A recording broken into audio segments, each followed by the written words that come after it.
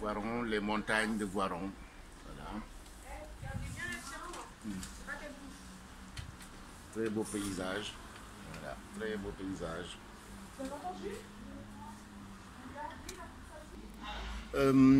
Bonjour à tous, je reviens sur une nouvelle vidéo à vous proposer, toujours dans le souci de changer les mentalités au Sénégal. Une jeune femme, je suis en balade à Milan puis à Voiron, à côté de Grenoble, et une jeune femme est venue tresser mes filles. Et dans la causerie, elle parle effectivement avec quelqu'un de sa famille au Sénégal et lui dit que telle personne, telle jeune fille de 15 ans a eu un bébé. Elle lui dit, mais comment ça se fait? Il lui dit, ben, elle a été violée par quelqu'un, un voisin. La dame lui dit, mais comment? Elle lui dit, parce que ben, elle était allée faire du commerce, elle était allée vendre. Comme on fait souvent au Sénégal, etc. Donc c'est pourquoi quand j'ai réfléchi, j'ai dit, on ne peut pas laisser ces choses passer. Il faut maintenant qu'on en parle, qu'on en reparle, quitte à polluer les gens, quitte à les saturer. Je voudrais tout simplement vous donner des noms des intellectuels algériens qui ont effectivement parlé de ces sujets-là. C'est Malek Chebel qui est très critiqué, mais aussi Kamel Daoud qui parle du sexe, du viol et de la misère sexuelle dans le monde arabo-musulman.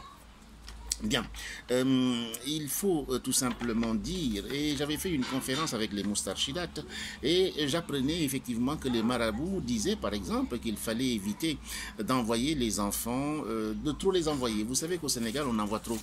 Demal jëndal ma caaf, demal defal ma lii, demal defal ma lii, taxa ñi ngi koy ñee, va là-bas, va là-bas, va là-bas. On les laisse seuls, les enfants sont toujours seuls, démunis.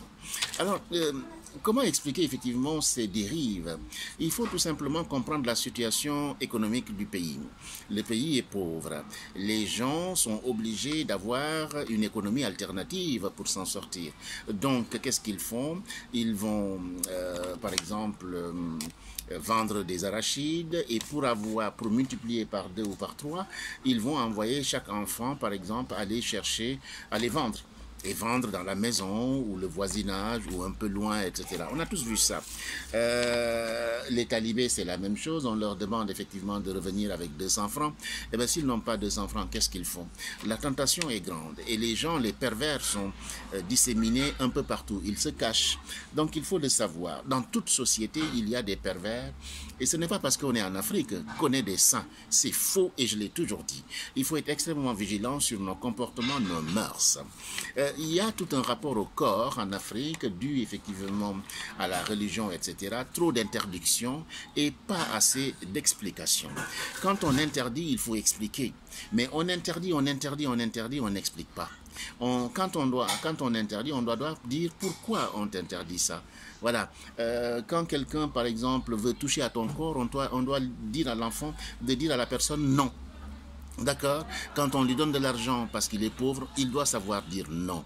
Mais hélas, puisque la pauvreté est là, l'enfant pense qu'obligatoirement, elle doit céder ou il doit céder, laisser son corps aux bandits de passage qui lui donnent de l'argent pour tout simplement satisfaire le besoin immédiat. Ce besoin immédiat peut effectivement engendrer des conséquences fâcheuses. La preuve, cet enfant de 15 ans a eu un bébé. Bien, il faut parler de la sexualité, du rapport au corps. Il faut dire aux enfants que le corps est sacré. Il faut aussi, parce qu'on sait maintenant que nos enfants grandissent vite, s'habillent d'une certaine façon. Il y a le mimétisme servile, la télévision, les mass médias, la mode, et il n'y a pas de contrôle de la télévision. Hein. Les enfants voient tout et n'importe quoi, donc essayent d'imiter ça. Donc c'est dangereux. Moi, je suis pour la liberté de chacun. Mais la liberté de chacun doit être aussi, on doit aussi apprendre aux gens à bien se comporter. Ce n'est pas parce que je m'habille d'une certaine façon que je dois abuser de telle personne. La personne est libre de faire ce qu'elle veut. C'est à l'individu aussi de s'éduquer. Vous savez, les animaux, c'est l'instinct qui les caractérise. Et l'homme, c'est l'instinct et la raison. Alors, l'instinct, l'animal, il est ce qu'il sera demain. Tandis que l'homme, avec la socialisation, quand il entre dans la société, ce qu'on appelle l'éducation, on l'éduque, on le cadre, il fait son propre djihad. Hein? Il essaie effectivement de faire une catharsis, de corrompre tous ses travers, toutes les mauvaises intentions qu'il a. La religion nous aide dans ce sens-là, notre éducation nous aide dans ce sens-là, l'instruction nous aide dans ce sens-là, à pouvoir tout simplement canaliser notre bestialité pour vivre dans la société, etc.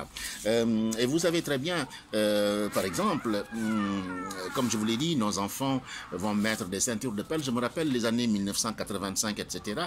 On avait interdit les ceintures de perles à Dakar parce que tout simplement ça dérangeait. Oui, moi je suis pour la liberté, mais aussi il faut que certains comportements changent.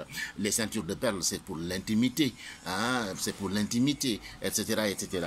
Voilà, c'est un sujet délicat, mais j'y vais avec prudence pour tout simplement alerter sur le fait tout simplement que nous devons respecter le corps des enfants et arrêter de violer, de porter atteinte aux enfants, aux gens faibles, aux gens démunis. La pauvreté ne doit pas être une occasion pour faire de ces gens-là des bêtes de somme, des esclaves sexuels, etc., etc.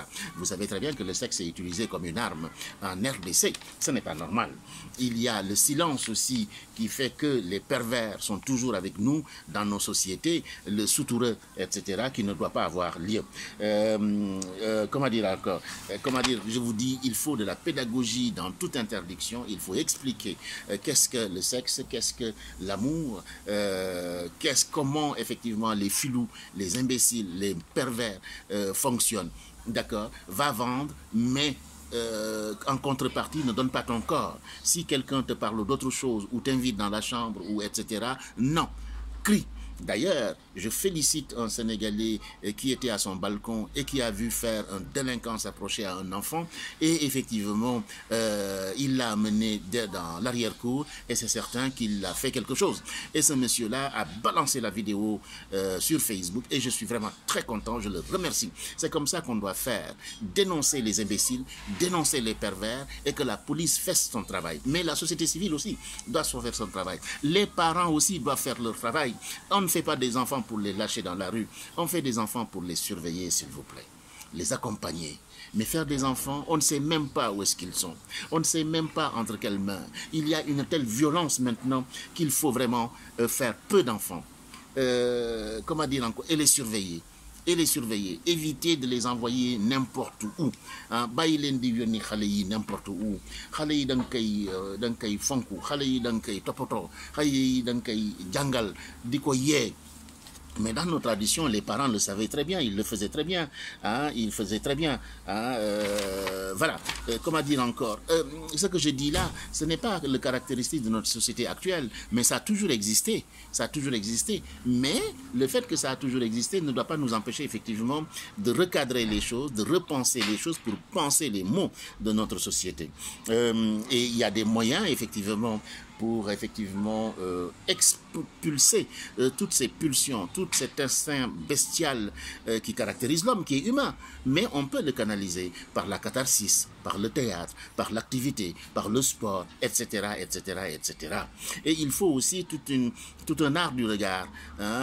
Comment dire encore? Un art du regard. On a le droit de regarder, mais on peut regarder sans toucher. Voilà. Et il y a effectivement, comme je vous ai dit, ce djihad, ce travail sur soi qui va nous éviter effectivement de passer à l'acte, etc.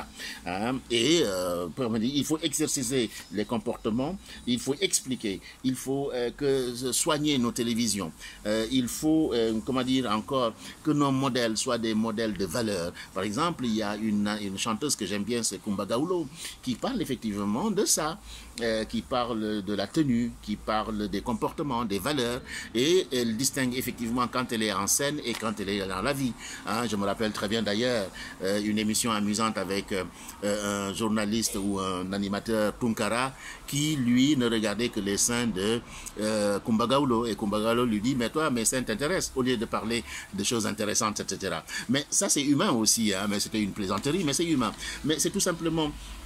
Il faut dénoncer les viols, il faut protéger nos enfants, il faut que nos enfants, on évite de trop les envoyer, de trop les livrer à la rue.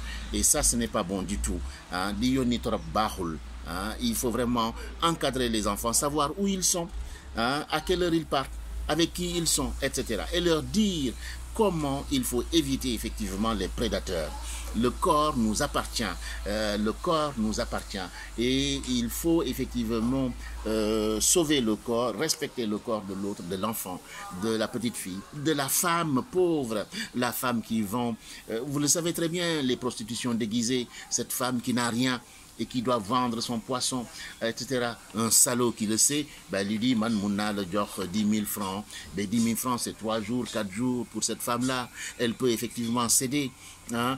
On a vu tout ça. On a vu tout ça. Vraiment, moi, je souhaite que notre pays s'exonore de la pauvreté. C'est la pauvreté qui nous amène dans tout.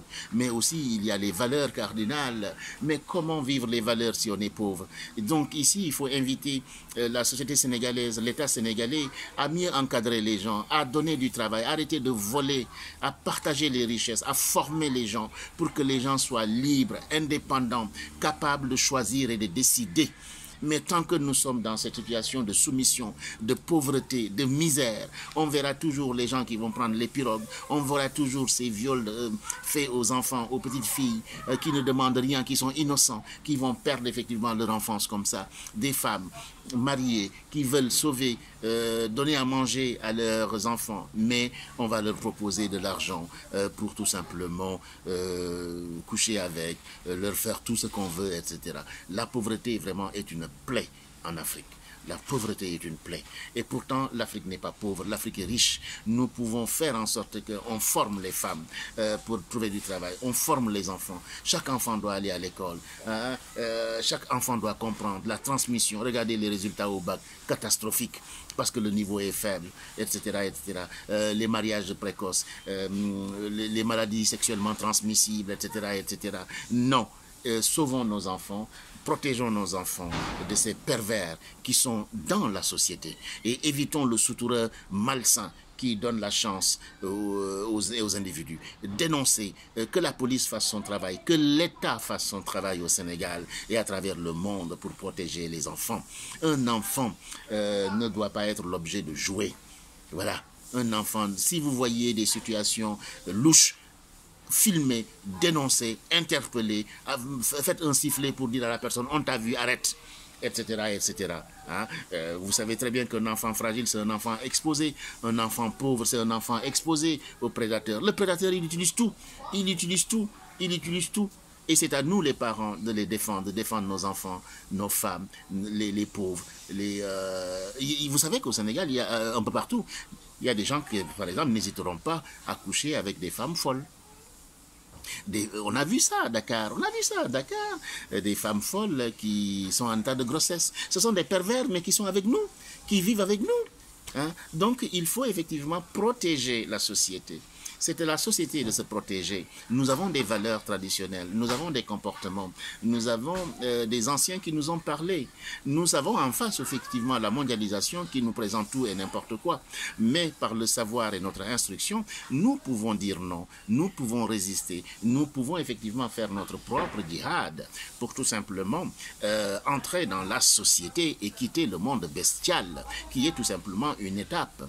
D'accord? L'animal restera toujours animal. L'homme évolue. Cette évolution-là, c'est la socialisation. Et la socialisation, c'est le respect de la dignité du corps de chaque individu. L'enfant est un chiffre absolu. L'enfant est une personne, comme le dit Dolto. Apprenons véritablement à encadrer, accompagner, parler avec nos enfants. Il ne faut pas que nos enfants aient peur de nous. Il faut qu'on discute avec elles, leur expliquer ce qu'est la sexualité, ce qu'est le corps, comment on doit se défendre, etc., etc. Voilà, les alerter, répéter. Il ne faut pas que nos enfants aient peur. Il ne faut pas que la pauvreté aussi les emmène à faire tout et n'importe quoi. D'accord? Je sais que je dis, est facile. Quand on est pauvre, c'est plus compliqué encore. Mais nous pouvons. Nous pouvons. Et c'est à l'État, effectivement, de proposer du travail, de former les gens pour que chacun puisse vivre de son travail et avoir une certaine liberté qui va l'empêcher, effectivement, de tomber entre les mains des pervers qui sillonnent le monde, etc. etc. Vive le Sénégal, mais vraiment respect aux enfants, respect aux faibles. Éloignons la pauvreté de notre système éducatif, éloignons la pauvreté de notre vie pour que les enfants ne soient pas violés, etc. etc. Bonne chance à tous.